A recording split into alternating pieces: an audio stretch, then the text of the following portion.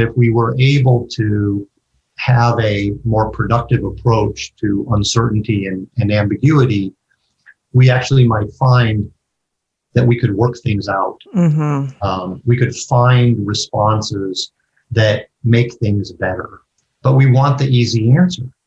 I believe that our fascination with the easy answer actually prolongs the chaos.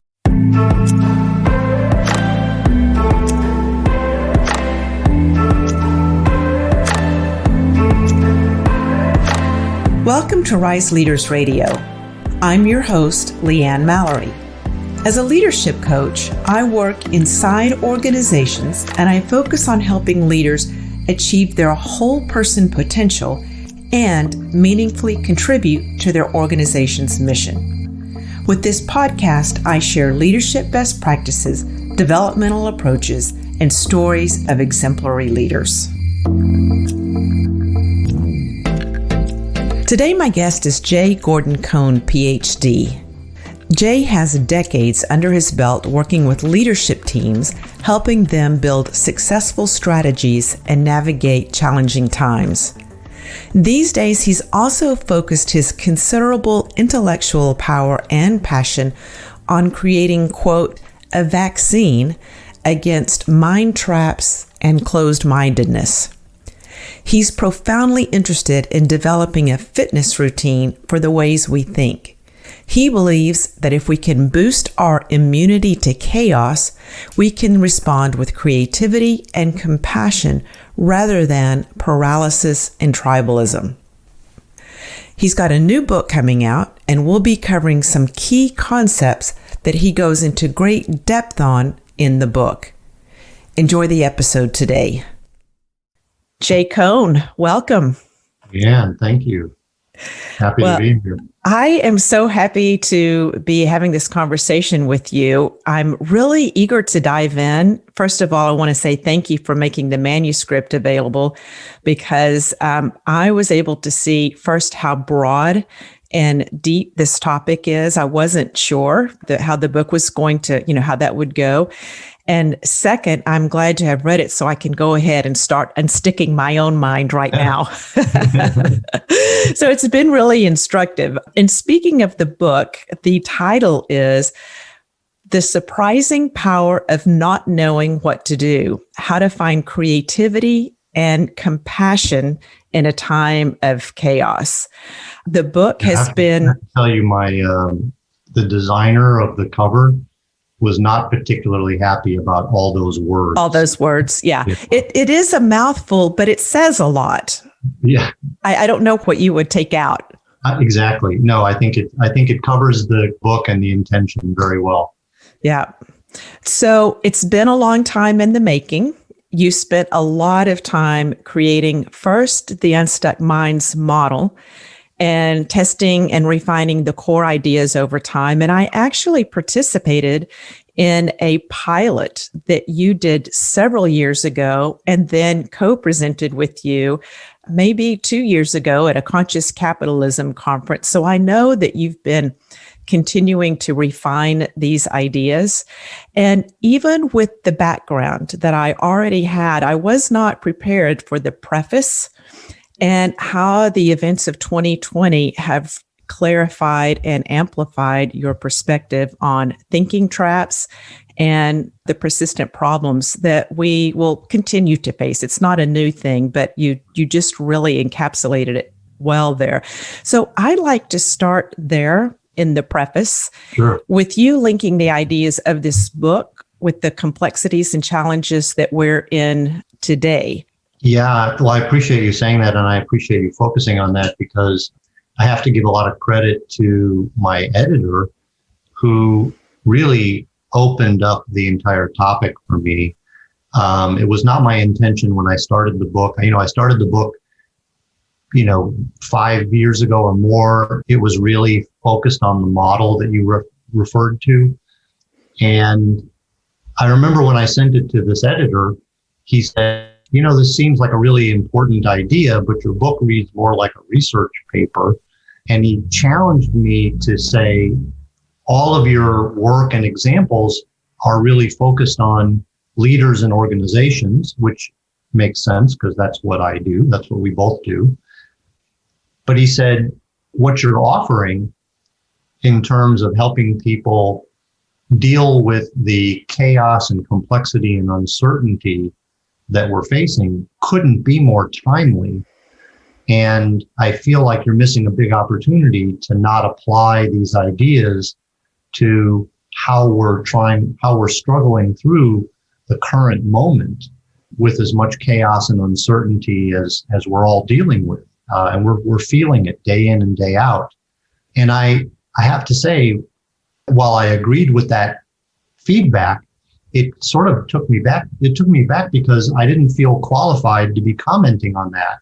And then he sort of reminded me of one of the big ideas in the book, which is expertise that's grounded in the past is not necessarily going to help you with times that are unpredictable and uncertain and chaotic. And he said, so I don't know that anybody is necessarily qualified to help us with it. But kind of to boil it all down, I think that the message I'm offering is one of helping us be better able to productively respond to moments when it feels like we're stuck, when it feels like we don't know what to do. And I'm trying to break our addiction to the question, what should I do? Which in times of chaos is not really a useful question. In fact, I would argue it gets us into more trouble than it helps. Yeah, I feel that this is an unstuck mind or an open mind is a way of being that's very personal, and it doesn't show up just at work.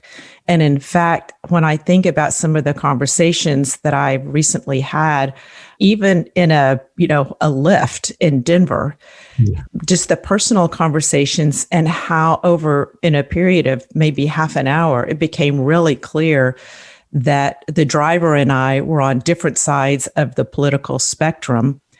And there was a definite wedge there, and the thinking was, it felt like concrete. It felt like cement. And so it's everywhere. Before you got to that moment with the driver, though, where it became clear that you were on different sides of a political spectrum, how did the conversation feel? And then how did it feel after that awareness? Well, it was a really nice conversation. He was an older gentleman. He had a very interesting background. He had played professional football. He had been in the military. The smoke was, obscuring the mountains. And so we were talking about that. So it was a really sweet conversation. And well, actually what happened is that he had some conspiracy theories that he shared about why there was smoke in front of the mountains in Colorado. Yeah. And it had to do with how fires were being started in California on the West Coast. And it was fascinating then how my view changed, and I felt myself closing up a little bit. I hadn't heard those conspiracy theories before, and so I was a little on edge. I was just questioning. Yeah. All of a sudden, it wasn't a friendly conversation anymore. I was wary. It got me wary, and I was confused. I didn't understand. Right. This is what I want to help with. I think the book is an opening to a much more a kind of a conversation about how we can engage with one another, and it doesn't feel as fraught, because we know that we can get along just fine on most topics, and then somehow or another a wall goes up. Right. Well, and there are a couple of terms that you use toward the beginning of the book, and you talk about that this model and this way of thinking being a vaccine to protect us from becoming paralyzed by limited and misguided thinking, and also a fitness routine for the way we think and feel. And the way that my mind works, when I can start thinking of it in ways like that, so I could have a fitness routine. I could practice new ways of thinking and feeling and noticing, and it makes it less mysterious. And so I really appreciated the way that you set that up in the beginning. Yeah, thank you. Obviously it's current that we have this idea of the immune Yes. system and vaccines are on our mind. But really, I do believe that, the factory equipment doesn't really work well in times of chaos.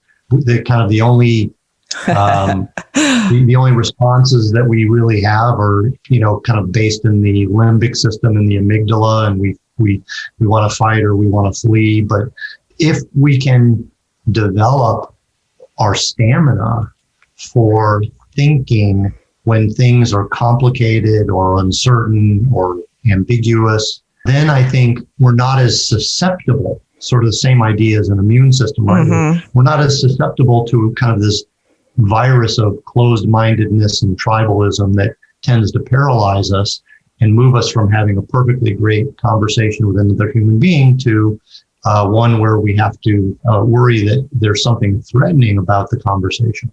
Yes. And I'm finding myself wanting to go right into some content here, but I want to back up just a little bit. And because I want to ask you, how is it that we know when we're stuck? So it's easy to say our minds get stuck and we're factory loaded, or we come hardwired to think in a way that leads us to that. But I was thinking over the weekend, how do we know when we're stuck? So what are some of the signs of being stuck? Okay, yeah. Well, there's fairly obvious ones, and then there's some more subtle ones, I think, and there's probably others.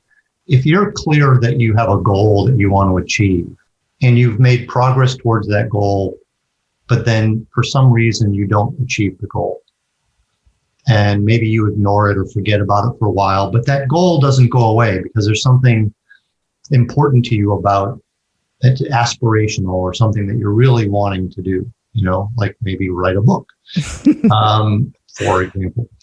And you make attempts, but you don't quite get there. That's one very common experience of being stuck. You're really not clear on why it is that you can't achieve this goal. You make up all these reasons for why this attempt failed, but it's a pattern. Uh-huh. So if a pattern emerges, there's a good chance that there's something more to be uncovered. Okay. About your stuckness. All right.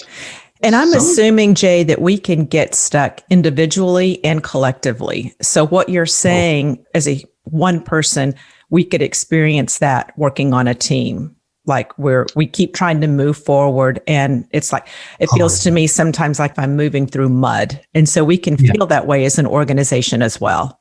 For sure. In fact, there are some classic kinds of organizational dilemmas that if you just think of the generic version of them, many people would say, oh yeah, that's totally us. Like an organization can get stuck because the senior team goes off and does a strategy offsite, and then they come back, they present the strategy to everybody, and everybody says, that looks a lot like just a shined up version of the strategy we've been pursuing for the last 3 years. It doesn't feel different. It doesn't feel more focused. That's a very common experience that organizations have.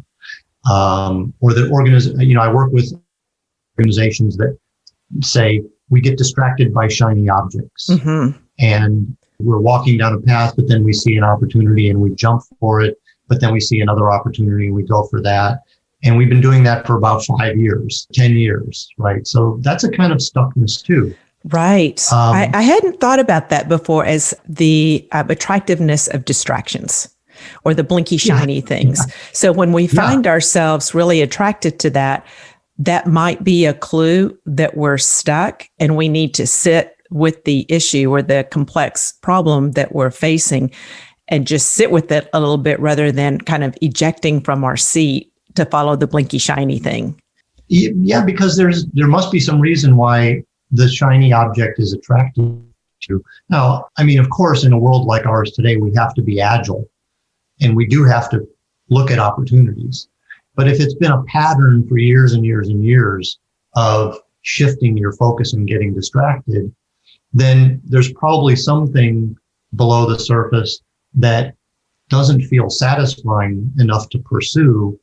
So there's something, you're not willing to say no to things because you're unclear on what you're saying yes to.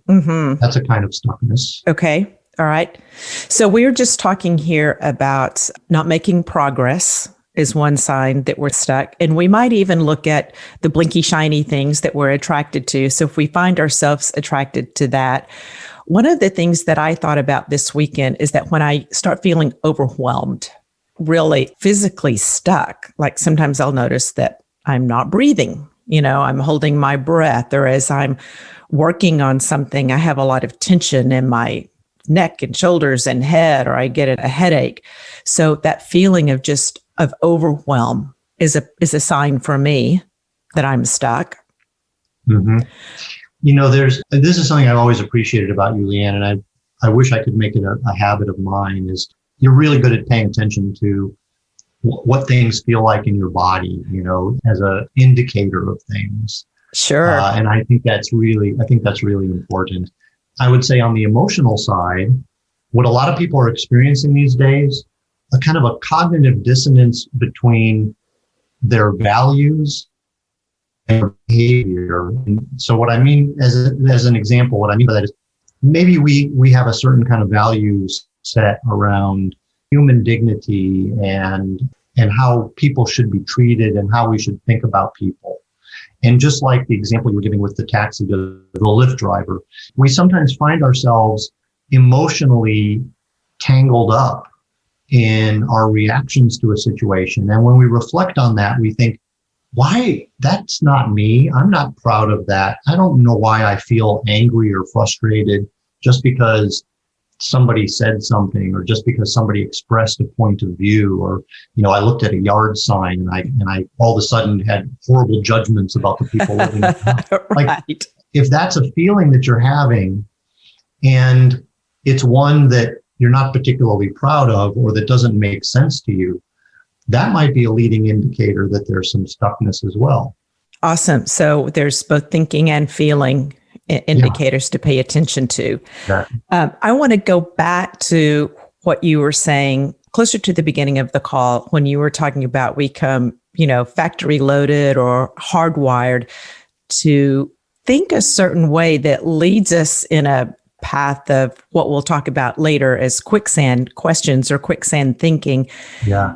And I know that there is just so much expertise out there around what the mind is doing and the different biases that we have and traps that we have. Can you summarize kind of at a high level what's going on and what causes us to get in the thinking traps or get stuck in the first place? Sure. It is a big. It feels like an unfair question. You've got a third of your book dedicated to this. And I'm saying, can you boil it down to a paragraph or so? Yeah, it's a third of my book, but there are shelves of PhD dissertations on the topic as well. So I love Mezaram Banaji's, who wrote Blind Spots, a Harvard researcher who was one of the team that put the implicit association test together that you can find online. And she uses the term mind bugs, which I think is so great because it's like the bugs in a computer program you don't really notice or pay attention to until something goes wrong. And then you have to sort of figure out where's the flaw. And to call it a mind bug also sort of pulls the judgment out of it too a little bit. Right? It does. I like that. Yeah.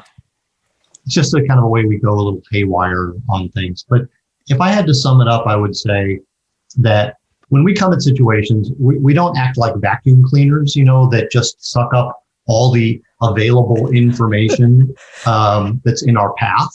We're more like metal detectors that are pre-programmed.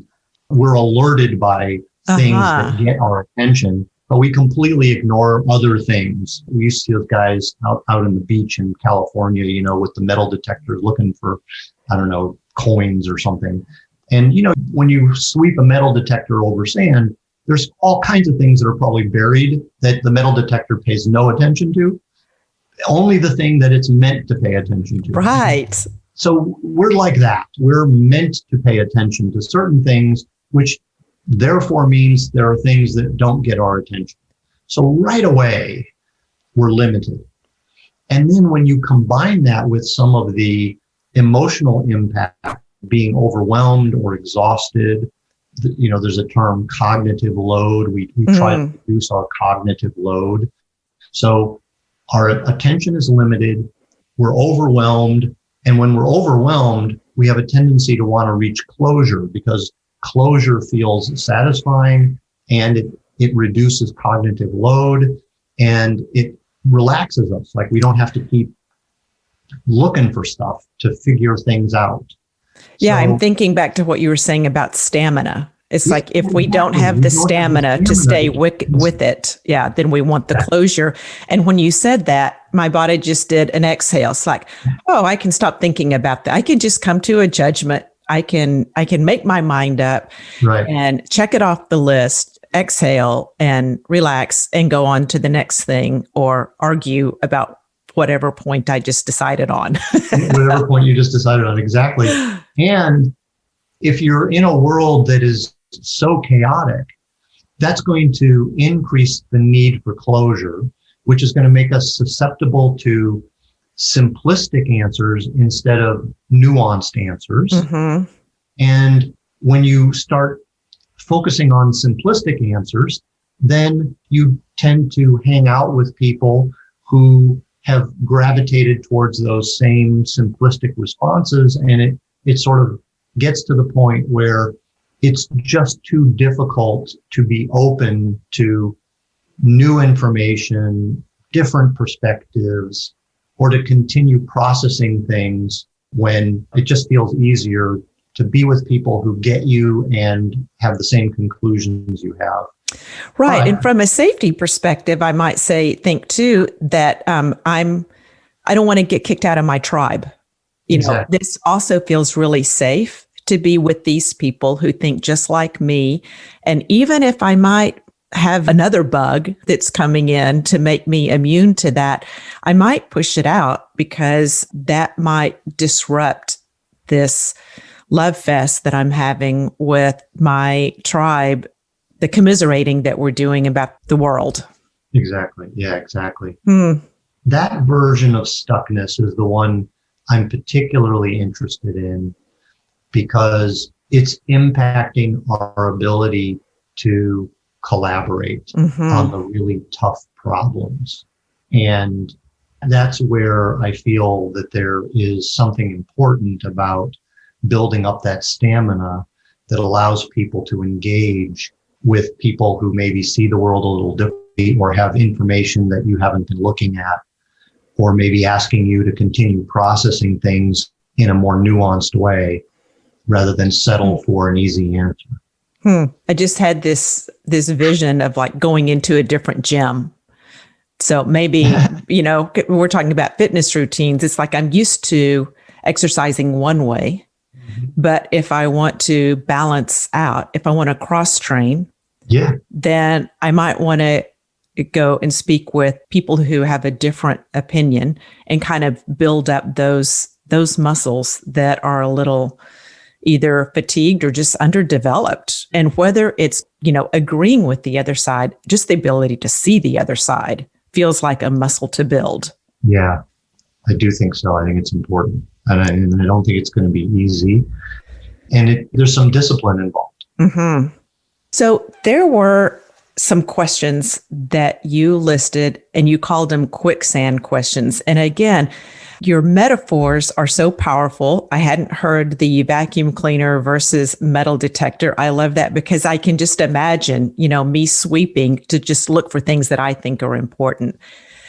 But this set of quicksand questions are questions that will get us deeper and eventually bury us. And these are questions that we ask when we're stuck that don't get us unstuck.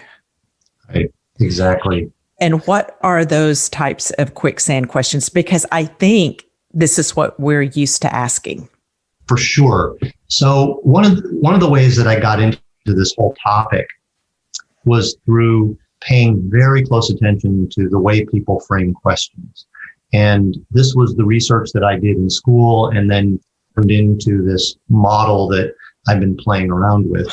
And I think in trying to get practical, because as much as I enjoy talking about this subject in a philosophical way, leaders and organizations are looking for, okay, well, what do I do with that? And how do I make a difference? And how can I get better? Like you said, you want to help me with my stamina? What do I need to do to, what's the exercise, right? So one of the things that you can look at is the way people pose questions, because the way people frame a question about a situation they want to change reveals a lot about how they're thinking and feeling. And over time, I've noticed that especially in organizations and especially leaders who have a very strong orientation towards solution and answers and action, for good reason, they're paid to get stuff done, they tend to frame their questions in these categories that I refer to as quicksand questions, because if you just stay with the framing given by the leader, you're going to get stuck. And answering the question actually makes things worse. Changing the question is what makes things better. So you had asked about these categories. The one category is quicksand questions where the answer or the conclusion is baked into the question. Like, how are we going to improve communication between the support functions and the line leaders? It seems like a reasonable question on the surface of it, one that would be very familiar to people in organizations. Absolutely. Yeah. But if you think about it, how do we improve communication is really just saying the problem is a lack of communication. And what I'm looking for is help in getting people to communicate better and differently. Often not actually the problem, but could lead to all kinds of wasted resources. I can just imagine a head of learning and development starting a series of communication training courses, only to discover that communication has not improved between line leaders and their support functions. Right. And I think too, as leaders are being asked to ask more questions instead of just advocate and present solutions, that if we're not very practiced in asking good questions, any question at all is an improvement. How can we improve communication? Even if it insinuates the communication is the problem, we put a feather in our cap because we asked a question. We asked a question. Yeah. Which is, it's headed in the right direction. But like you said, it still closes things off. It does. The second category are questions of the form, how do we get them to change? This is the favorite question of a lot of leaders. The question presumes that there are people out there whose behavior is in my way. And in order for me to achieve my goal or to change my situation or to improve things, those people need to behave differently. So the question becomes, how do we get them to do that? How do we get customers to read our blog posts? How do we get people to take more accountability? How do we get the sales team to update their pipeline, right? All these things that we want other people to do, we just frame a question around them, and then we work towards altering the behavior rather than trying to understand, first of all, whether we as leaders or organization are complicit, and whether there's something other than them and their behavior that needs to change. Yes, excellent. I love that.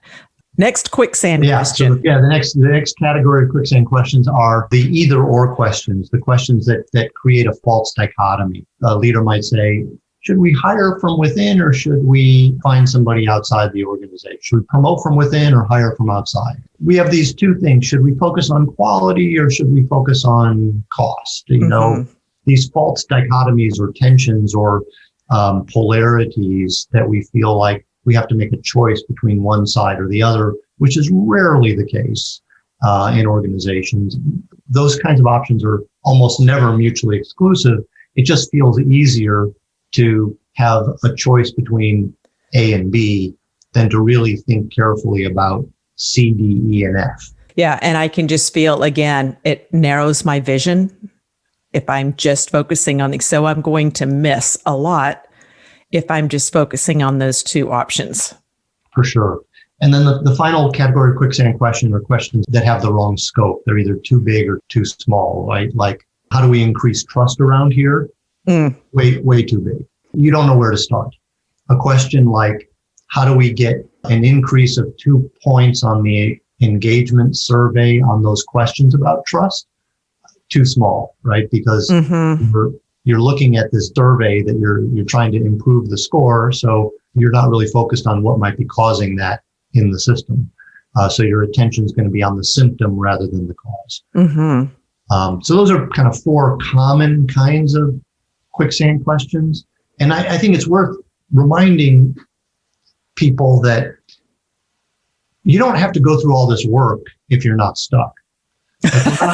Right. I can imagine some people being frightened by this idea that we have to overthink everything.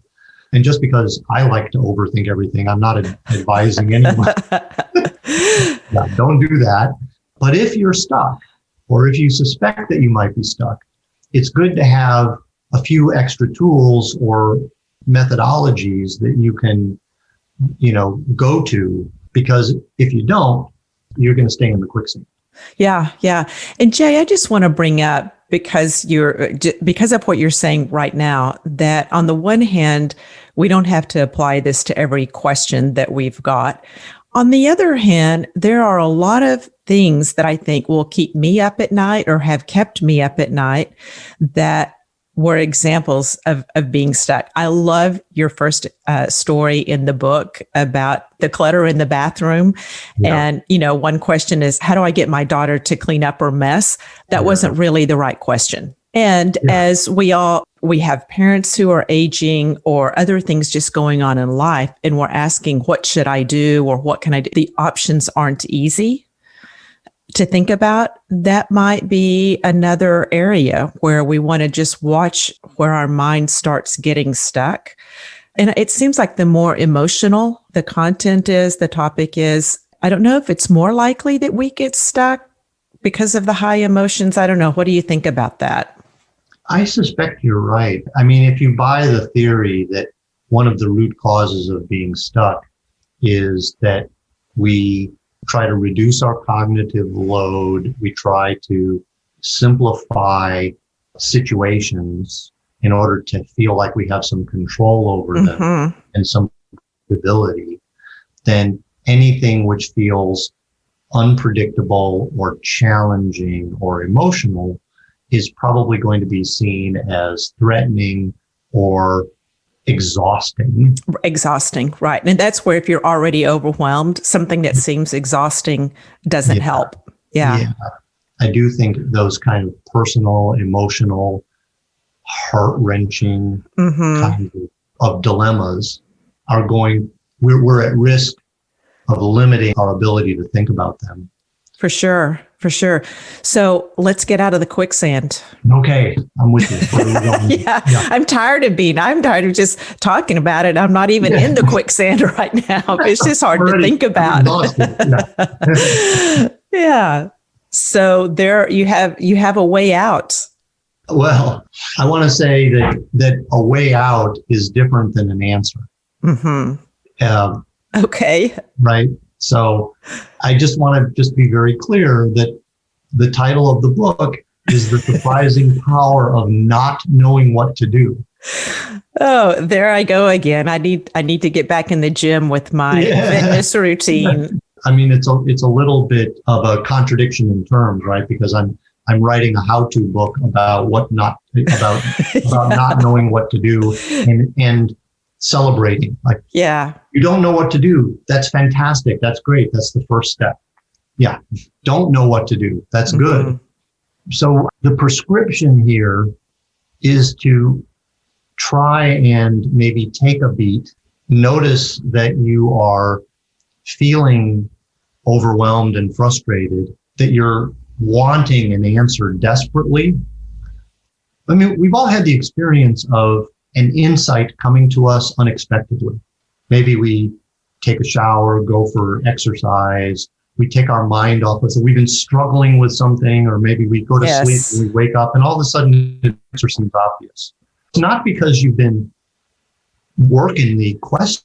It's actually because you stopped working the question. Yeah. That you stepped out of it. Something was allowed to happen. So in a similar way, the suggestion here is that there are these four kinds of disciplines that help you unplug yourself from the grinding that you might be doing to deal with a difficult situation. The counterintuitive thing is that instead of trying to narrow and reduce and categorize and focus, the four disciplines actually expand. Give you more space. They give you more space. They ask you to consider more things. They ask you to take in more perspectives. And they ask you to challenge some of your assumptions, all of which is not easy work. It's not easy work to do until you can build a new habit, which is why I refer to them as disciplines, because it is a bit of a fitness routine that's required. If there were easy answers, you wouldn't need to do this. Yes, thank you.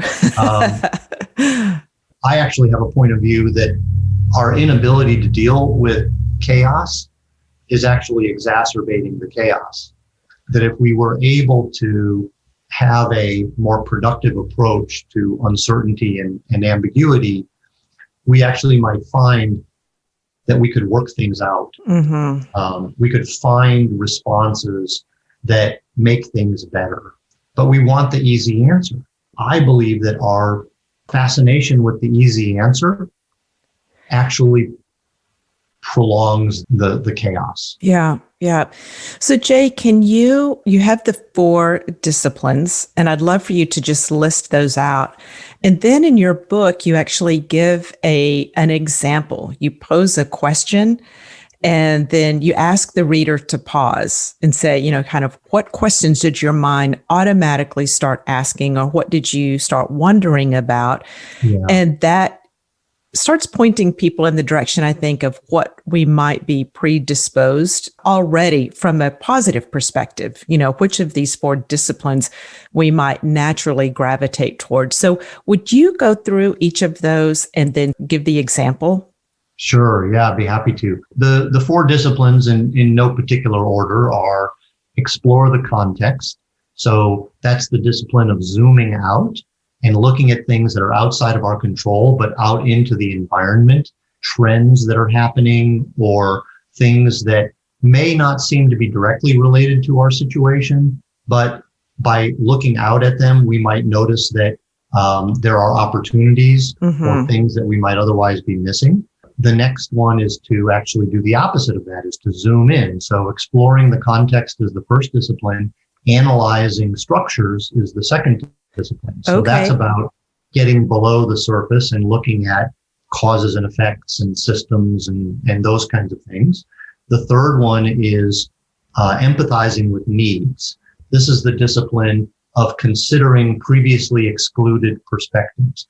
Who haven't we been paying attention to? Whose needs aren't we meeting? Or are there people whose needs we might meet in the future that we're not even considering? Or are there people even inside of our organization who have been excluded for whatever reason, but may have perspectives that we need? And then the final discipline is challenging assumptions. This is the discipline of thinking about how you're thinking.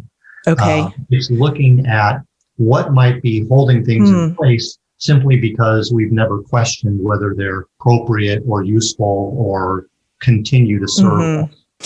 So it was interesting when we spoke about this last week.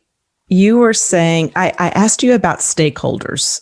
Yes. And how do stakeholders play into this? And I really saw it in number 3, but I also saw it in the first one. So context, looking at all the stakeholders, but particularly in the third, empathize with needs. Yeah. And so those are both kind of zooming out and increasing our perspective. And interestingly enough, the other two bring our view in. And we need to look at the structure and stability. So you said one is more about change and opening up. Yes. And then 2 of them are actually about looking at structure and stability, which are the structures and the assumptions, which basically I think of assumptions as structures in the mind.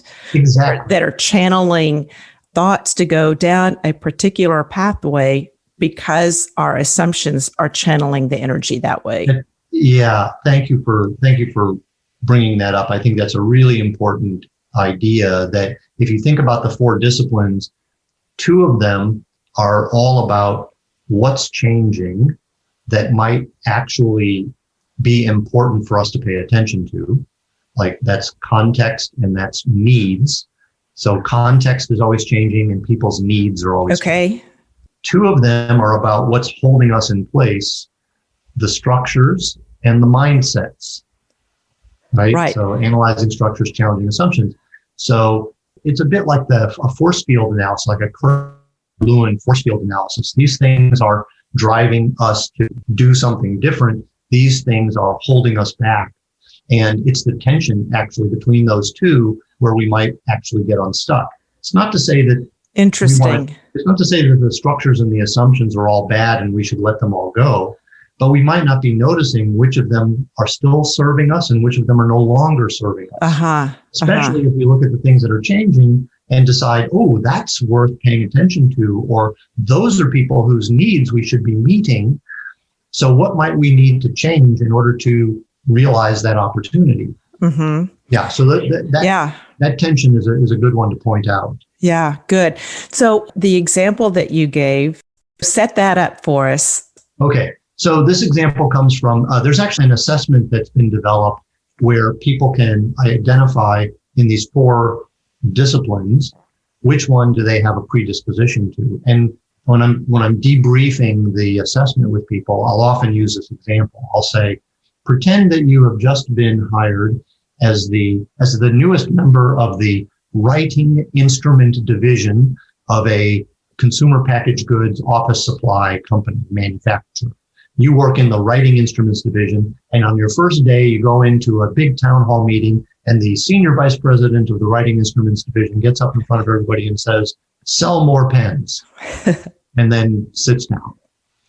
So when you hear that, what I want you to then think about is, what's the first question that comes to your mind, or what is it that you most want to know when the new big boss says, "Sell more pens"?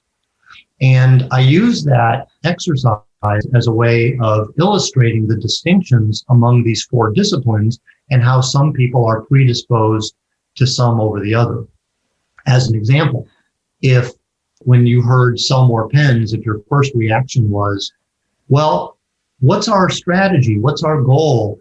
How does the writing instruments division fit within the larger company?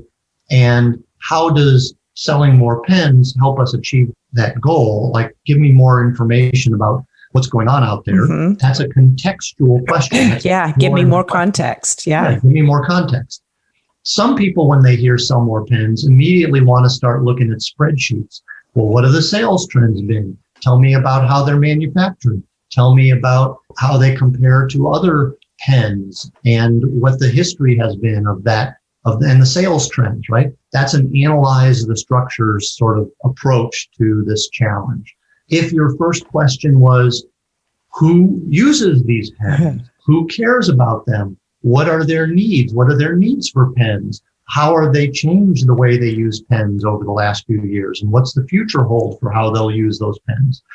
That's a kind of a needs-based orientation. And if your first question was, why pens? Or why sell more pens? Why don't we sell fewer pens with a higher profit margin? Like, that inclination is a challenge assumption inclination. And of course, they're all useful ways of thinking, but it does help illustrate where you might go first or be more comfortable, which also might indicate things you might not include when you try to work it out, right? So that's why having all four of these disciplines available gives you a more robust approach to these complex challenges. Yes. And I want to mention that we'll include in the show notes a link to this profile assessment because you're offering it for free, right? People can take the assessment and see where you show up. And then I also was playing around on the website this morning and saw that there's quite a bit of information there. So people should be able to get that self-assessment and then know where they may gravitate. And then as a result, where they might need to do a little bit more work, a little more weightlifting, mental lifting toward, like for me, it would probably be more context because I tend to deal more in structure. I'm really comfortable with structure. So the context might be a place where I would want to go. So you do this work with both teams, leadership teams, and strategy. You've done a good deal of strategy work. And you also do this with individuals. And I think the way that I remember you describing it is that when you're working with teams in strategy, that you will typically go through all four of those contexts, that it's important to see all of them. But with an individual in a narrower scope, that you might be able to, like if the person is already really good on the structure and stability, that you might want to spend a little bit more time on the change in perspective taking and all of that. And so it's, again, there's two answers to the question, do we need to do all four? Well, it depends. Yeah. People get pretty annoyed with me when I don't answer direct questions, but you don't need to go through all four in order to get some benefit from the disciplines, for sure. But if you are working on strategy, you're thinking about holistically an organization and you're trying to set direction, probably wouldn't hurt. Mm-hmm. Wouldn't hurt an individual either. But I try to listen for how somebody's thinking, which is why paying attention to questions is such a useful technique. People really will reveal their thinking through their questions if you can just kind of notice the way they choose to ask the question. And that will give me a clue as to how best to coach them. So yeah, we can use a kind of an unstuck minds approach to a coaching intervention by simply maybe focusing on, a lot of coaching. I know you do a lot of coaching. A lot of coaching probably never leaves the empathize with needs bucket because the biggest thing that a lot of organizational leaders really struggle with is understanding the complex nature of a variety of individuals who have very different kinds of needs. And those needs are maybe very different than the leader's needs. And so the leader tends to want to communicate a particular way or move at a particular pace or focus on a particular thing, but they have to bring a whole group of people along who may not share that same perspective or have the same needs. And so oftentimes just going there is enough. I was just attending a webinar this morning on culture and values in culture. And the presenter or the consultant, the author, was actually talking about kind of the 7 levels of organization development and exactly what you're pointing to around the ability of empathizing. He considered it an emotional intelligence capability. And that it's more of maybe a second tier, but like on 1 to 7, maybe it was number 5 or 6. And that early in an organization's age, the concerns are more safety and survival and performance and expertise and all of that. But as the organization matures and wants to become more holistic and a place where people love to work, that emotional intelligence and that empathy become more and more important. And it's a really subtle skill. It's not, you don't typically go to school for empathy. Right. Yeah. Jay, thank you so much. I'm really excited for the book to come out, and I will let people know through all of my channels when the book is actually available. I think that today, going through, how we get stuck, what it's like, what are the quicksand questions, and what are the 4 disciplines is a really great place to start. And I would recommend that people, write down some of these questions and just have it be a journaling practice. I think that any time that you're feeling stuck in any dimension, just pick out one of these 4 disciplines and brainstorm. I think it's a great suggestion. I really enjoyed talking to you about it, and I'm happy to continue the conversation with anybody that wants to get in touch with us through the website about anything that we've covered. And what is the website? Go ahead and I'm going to list the website URL in the show notes as well as the other social channels. But go ahead and let us know what it is. Unstuckminds.com. Okay. www.unstuckminds.com. That's where you'll find the profile. It's where you'll see a blog, and you'll be able to subscribe or get in touch with us. Yeah. And I want to say this as well. Your blogs are fantastic. I love the way that you write. You're both, not just both, but all humorous, informational, self-deprecating. I've not read a blog that I didn't walk away with just a deep appreciation and also learning something new. So I really appreciate that. And the book is full of it. Well, thank you. Thank you. Yeah, people say that about me too. But I've been so happy to share with you these ideas, and you are sort of one of the very few people who has seen the evolution of this from the very beginning. So I can't tell you how grateful I am that you're sticking with it and you're checking in, and that we have this ability to continue talking about it. Well, it's my pleasure, and we'll have everything in the show notes, and I'll let people know when the book is out as well. And just good luck on everything. Thanks, Leanne. It's great talking to you. You too. If you like what you heard today, subscribe to Rise Leaders Radio on your preferred podcast platform. Your ratings, reviews, and shares are also really appreciated. You can also visit rise-leaders.com for all the resources we talked about today and to work with me if you're committed to making your unique and positive impact. Thank you for listening, and remember, elevate your part of the world.